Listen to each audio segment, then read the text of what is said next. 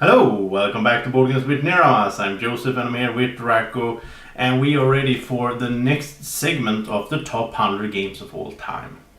So 90 to 81, and let's just start off straight away. I guess there's nothing to wait for here. I hope that you watched the earlier one. If you haven't, you can just click the link to get to the playlist for all these and you can start watching from 100. So number 90 is called Port Royal. And this is actually sort of a sibling to the 91 that was Oh My Goods, because Port Royal is the same designer, the Alexander Pfister. It's the same line of games, so it's a deck of cards once again. This time though you're pirates and you're trying to gather crew and go out and conquer other ships to get points in the end, basically. So in this deck you have the back of the cards are coins, which is, I really like this, how you use cards for different things. So the back of you have the coins. If you have them on the back, on the front you have ships, you have crew that you can hire, and you have these events and so on that happens. And you have a big deck of cards, and at your turn you draw cards and you keep going as long as you want until you maybe bust, because it's a push your luck game once again. I love this stuff in games. So if you get a ship, then you could choose to stop, and you could like take the ship, you get some money out of it. You can choose to stop and use money to hire some of the crew that came out, or you can keep going, because if you get to the more cards you get out there, the more cards you can interact with and hire or take for money. But the thing is, if you get a ship with the two ships of the same color, then you're bust. So there's a risk element in there. And also you can have some swords, you can have some pirates fighting for you. So if a ship shows up, let's say a green ship, and you have let's say you have two swords and it's a 2 on the ship, then you can drive it off. And that means you don't have to be afraid of getting another green ship, because then it's only 1 on the row there.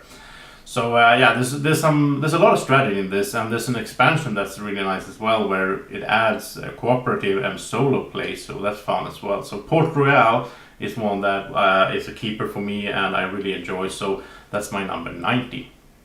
And by the way, I also did some videos of this one, solo playthrough I think it was, so you can check that out as well at the links.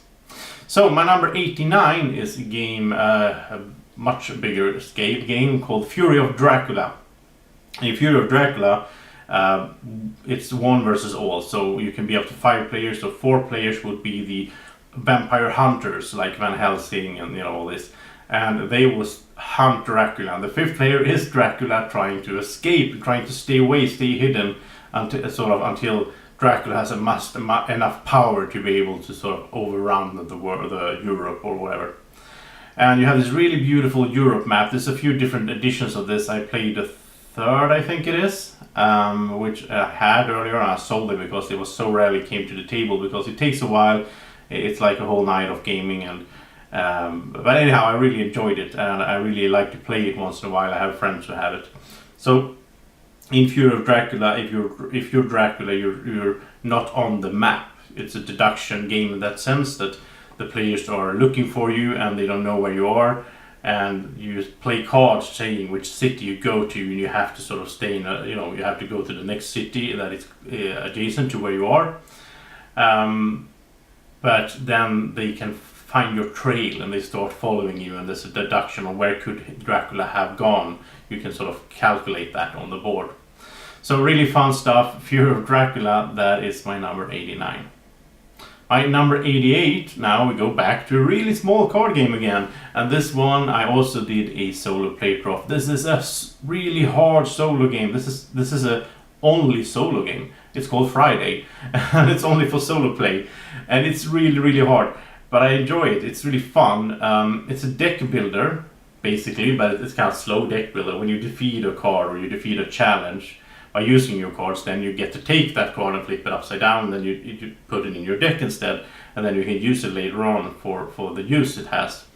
There's some special effects and there's some strength on the cards you need. It's really funny. It's really funny made. You are Friday on the island and all that, and you're trying to help Robinson Crusoe to survive, and he's really stupid and he's really bad at doing stuff. So you're trying to sort of help him out to survive and finally to fight some pirate ships to win. And I never won this game. I got to the pirate ship. I think I killed like one of the three or something like that, one or two. I don't remember. It's been a while, but it's so hard, but it's still fun. And I mean, this is Friedman Freeze. Actually, I'm thinking if I meet him at Essen, I'm going to ask him if he made it in the. I can't make it in the normal mode. I'm gonna ask him if he ever completed the game in hard mode, because I don't see that it's possible at all. It's just ridiculous, but it's still fun, and it's so small. You can just bring it with you. It's one of those that I bring when I go on travels with my work. I'm gonna sit at a hotel. It's perfect to just sit there and play that one. So that's Friday, my number 88. And yeah, let's go to 87. And once again, we scale up. We go to a big board game. It's called Eclipse.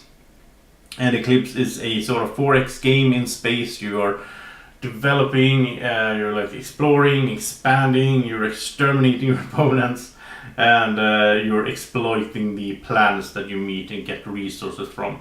And I really like how this is it's sort of in some ways a Euro game, even though there's conflict and all that.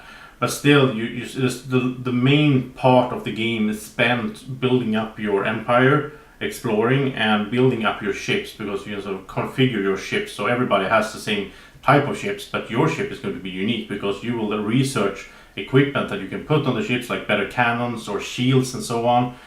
And then when you finally fight the other players, or you fight the NPCs, because there's NPC enemies as well, then you can build up your ship in a way that will fit that. And then it's dice rolling, so there's some luck involved and all that. And there's some elements of this game that I don't really like. If you play with the base game, I always house rule it so that we don't use the, what's it called, face cannon, or whatever it's called. It's like wiping everything out at the time that it is at. I just think that's so mean, just so boring mechanically. Now in the expansion though, they added defense for that, so if you play with the expansion, it's not a problem. But yeah, it's really cool. You have these different aliens factions that you're playing, so you get special abilities, and you have your big player board with a lot of stuff happening.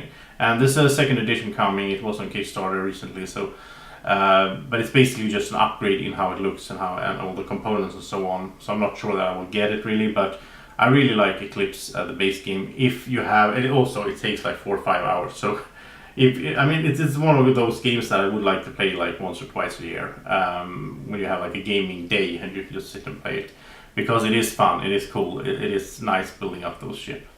Okay, so that's Eclipse, my number 87, and let's go to number 86, which is Role Player. A Role Player is a sort of fantasy game where you're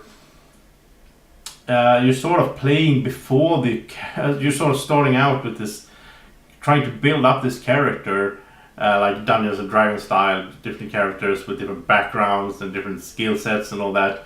And you're doing it by rolling dice, and the dice have different colors and different numbers, of course. You place them in your grid to build up your character, and it's really fun with this whole story snippets as well. Like you can do these really weird combinations, like an orc priest that is devoted to, I don't know. It's like you can do these weird combinations, but it's really fun.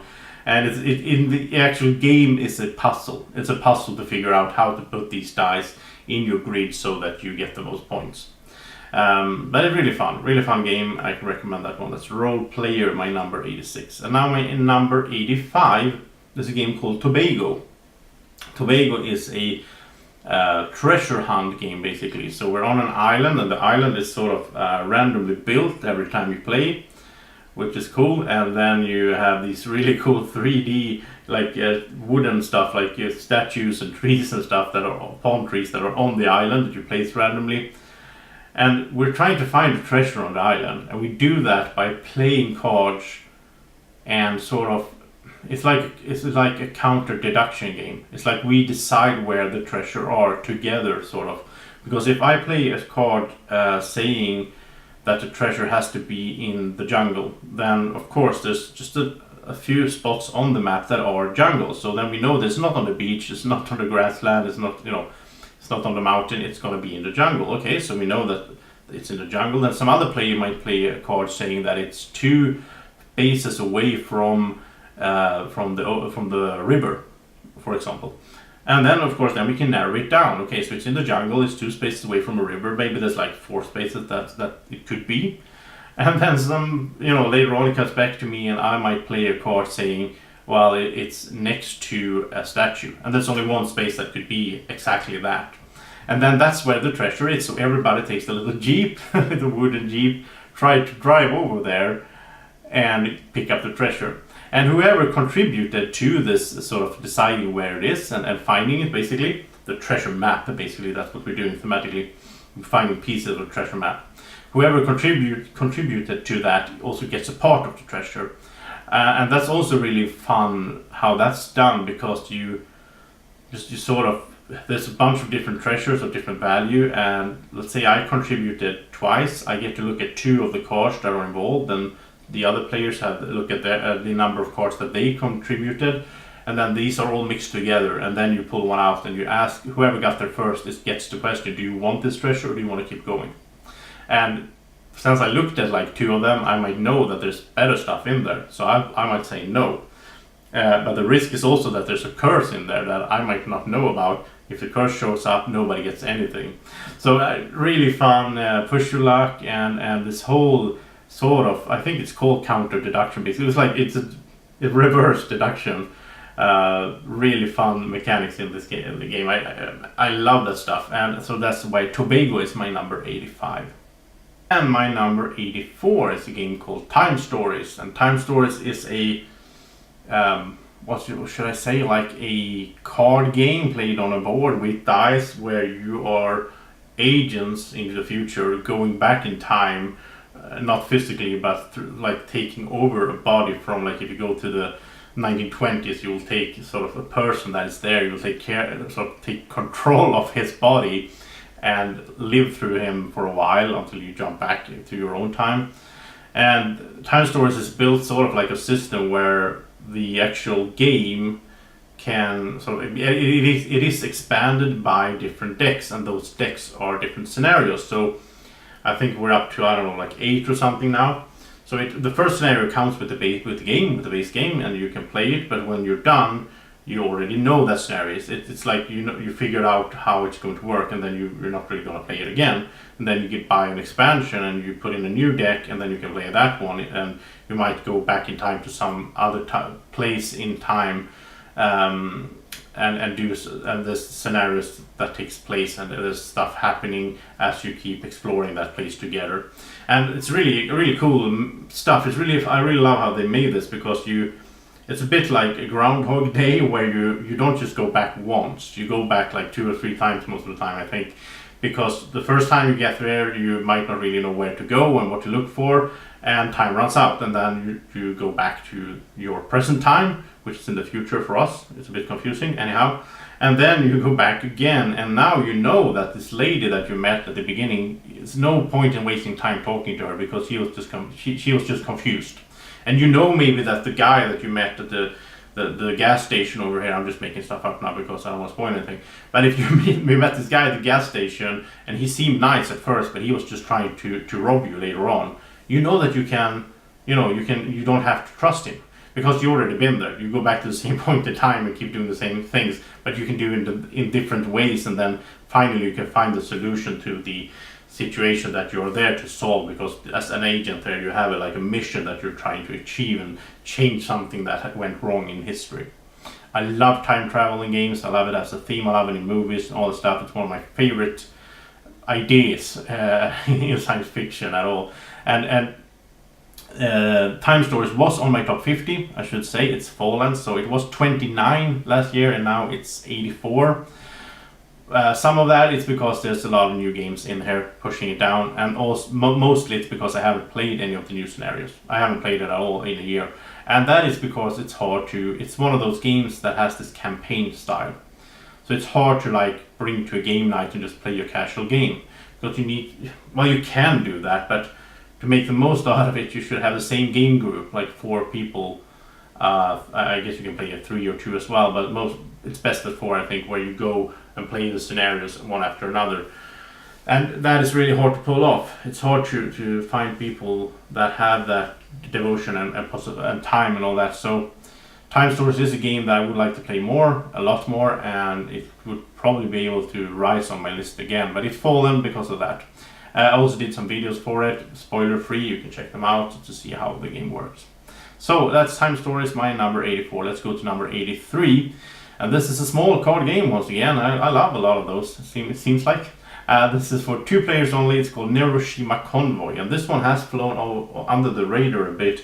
It's from Portal Games and Trevicek. It's really nicely done 2-player game. I love it. It's in the same universe as Neuroshima Hex, basically, one of the players is like a defender and the other is an attacker, and you play cards to a little grid in the middle, and it plays in like 20 minutes, but there's a lot of tactics involved and a lot of thinking, so I can really recommend that one. I did the video for that as well. I played it with Max and so that out as well. So that's my number 83, Neuroshima Convoy. My number 82 is called Oceanos. This is a drafting game with cards, but what I love mostly about this game, I think, is that you build sort of a picture with these cards. I love that in games. It's something I just talks to me. You put out your cards and it forms a grid of cards, tableau of cards that forms a picture of an ocean, and then you're trying to put divers out so they can dive down and get treasure for you. And it's just so beautiful. I just love how it's made.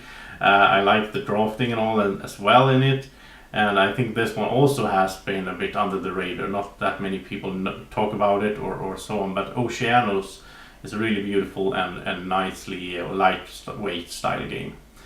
So my number 81, the last one for this segment, is called Saya, and Saya is a space sandbox game where basically, these days a lot of people talk about Western Legends. That's a hot game that just came from Kickstarter, and a lot of people talk about it, and it's like Western sandbox. But this is Saya is sort of the same thing but in space, and I prefer space. So and in Saya, I really like how you have your little ship you start with, you have the space, the planets, and then it's up to you. So one player might go for, I'm going to explore a lot, I'm going to find more parts of the space, which is just beautifully done as well, awesome components. And as this guy is exploring, he might find different stuff and he might get points and so on. But at the same time, I might go and I'm not going to explore that much, I'm just going to do pick up and delivery. So I'm going to pick up some cubes at the place and go sell them at another place, and that makes me money. So I can upgrade my ship, I can get a better ship. I can add stuff to the ship and so on, more cargo space or more cannons and all that. And you can become an outlaw. There's outlaw planets that you can visit. You can rob other players. You can get hunted by the sheriff, which is an NPC. You can get robbed by the outlaw, which is an NPC. If another player is an outlaw, you can decide to try to get the bounty and help the sheriff out and take him down. There's so much fun stuff in this game. This is just wonderful. There's one thing though that is sort of making, it's been a while since I played it, and that's because of one thing. First of all, it takes a while. It's fairly huge game, and it takes a while to play. And the main thing that sort of the main negative thing with the game is that it's a lot of downtime. I wouldn't want to play this with more than 2 players, maybe 3. I played it on 3, and the thing is, one turn could take like 15 minutes. No kidding. I could be doing for 15 minutes, going around, doing my stuff. The other guys just sit there, wait, and then it's their turn, and I can go grab a coffee or something, because as long as they're not attacking me or anything, it doesn't really affect me. It's a bit weird. But as a solo game, awesome. Or 2-player works very well as well. And of course, it depends on how good you're at the game or how slow you are at games. But yeah, it could take a while. But it's so beautiful and so nice, and that's my number 81, Saya. And it's also an expansion for it, I should mention, that makes it so you can play solo with these NPCs. I don't think you can do that with the base game. I'm not sure, but I don't think so. So, in the next one, we will go from 80 to 71, and I'm excited to keep going, and I think Draco is as well. I hope that you are as well. Thank you so much for watching this one. Have a great evening, morning, whenever you're watching this. Take care. Bye-bye.